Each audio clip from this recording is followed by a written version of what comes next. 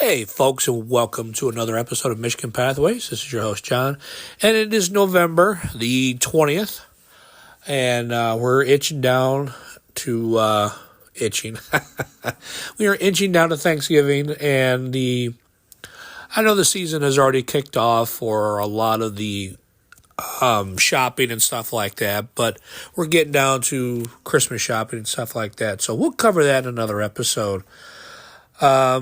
If I sound bad, it is like most of us, we're getting sick and trying to get better soon. So, with that being said, I'm going through my podcasting for next year. Tom, thank you very much for this little recommendation. It has helped me out for the first 3 months. I really appreciate it.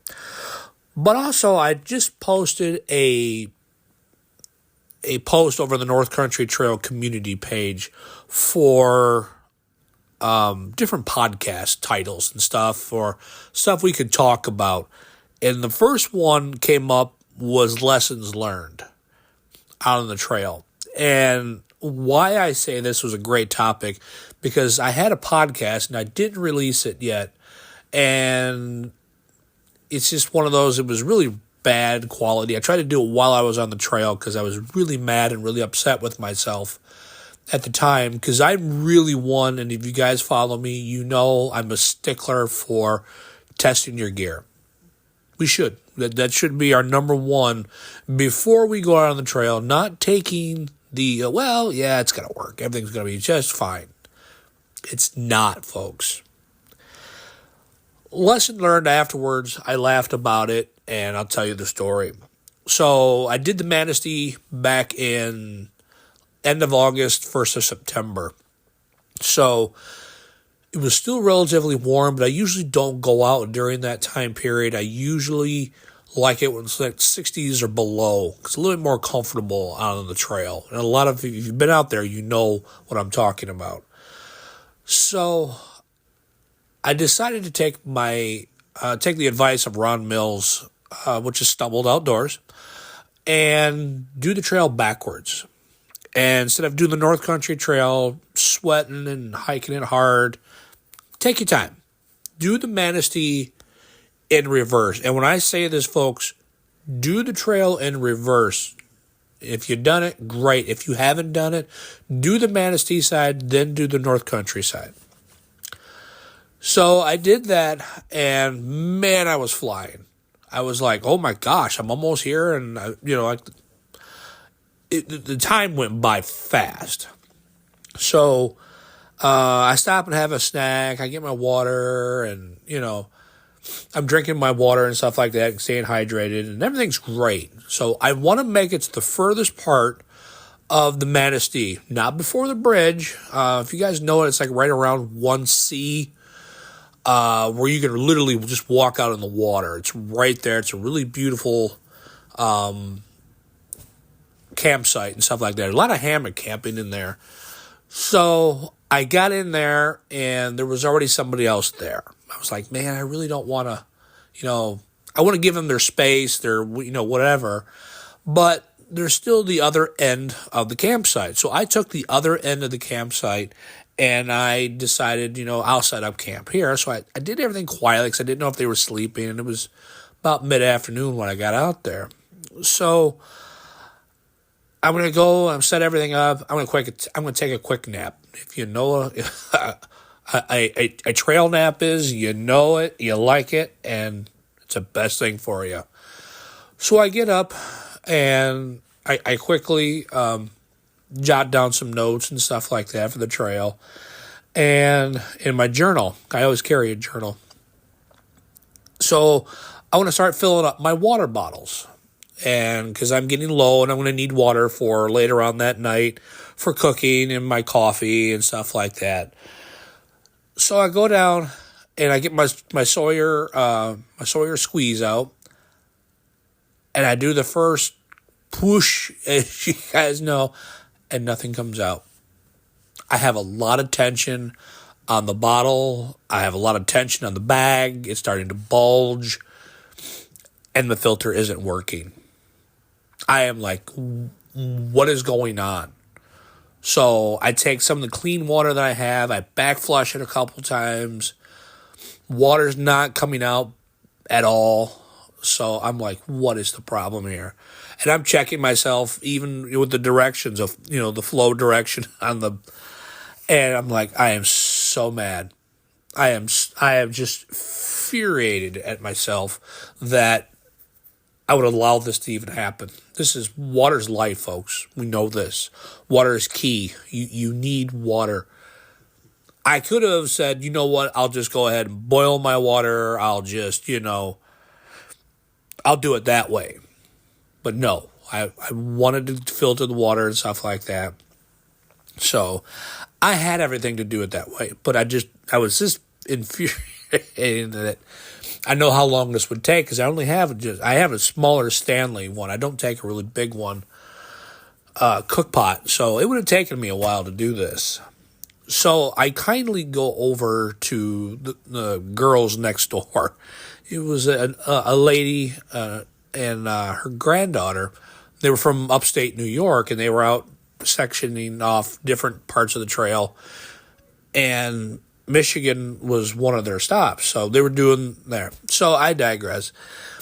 And I explained the situation, and so I said, can I borrow your filter? And she has a platypus bag and filter. Oh, my God, folks. Now, I have preached Sawyer. Sawyer is still a great product.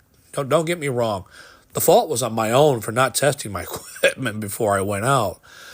So she graciously lends me their bag and stuff like that. So I end up filling up both of my bottles.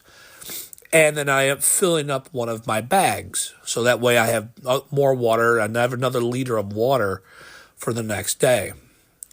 So I have dinner and stuff like that. And, I return the filter and the bag to him, 1,000 thank yous. And I tell him about my podcast. He goes, oh, I'm listening to podcasting tonight. I'll listen to yours. And sure enough, that night she comes out. She goes, "Oh my God, you got some great shows and stuff," and I really appreciate it. She goes, "But they're too short." I go, "Well, I have people that complain they're too short, and I have people complain they can be too long." The moral of the story is you want to keep your podcast, within 10 to 12 minutes. That's where I kind of like keep mine at. So the next morning, I got my water. I'm great. I head over to the bridge across, and I come off of the Manistee side to go over to the North Country, and I end up twisting my knee. Not bad enough to where this is where I've got to end it at. So I sit down for a little bit. I'm like, man, this isn't good. Take a little bit of a leave. I know it's not going to work right away, but I got to figure this out. It's like 8 o'clock in the morning. So what do? So I know the North Country Trail is going to be rough, especially this early in the morning. And the trail is going to be wet, and I'm just not going to be able to perform right. So I end up taking the road. So you come off the Manistee, you take the road all the way down to the parking lot where I was at. So that's what I ended up doing. So I ended up taking that all the way down to about 1.5 miles to I'm away from the parking lot. And I can kind of see it off in the distance. And lo and behold, a DNR officer comes by. He sees me kind of wobbling because by now I've got a quarter-size blister on the bottom of my foot from walking that dirt road and such like that. Trying to conserve water as best I can. I know I'm not that far away, but he ends up, stopping. Hey, you all right? And I'm like, no, I'm not. I got a quarter-size blister. I tweaked my knee coming off the Manistee this morning. I just need to get to my vehicle and stuff. So graciously, he pulls his stuff out and gives me a ride back. I really appreciate it. And so I get back. He actually, hey, let me see your blister before you go. So make sure we're all good. So I took off my sock, and you want as soon as you get your hiking shoes and socks off, you want to go to sandals or whatever else you brought. And he looks at it, and he goes, "Yep, it's just an ordinary blister." So I had Leuko tape, and I put some over there so it wouldn't be so bad in going home. But moral of the story is, folks, check your gear. Make sure that Sawyer is working before you leave, because if you don't, go buy another one or try to rehydrate it, flushing it and such like that. Or I've heard boiling it a couple times will help maybe loosen up maybe some loose debris that was inside there.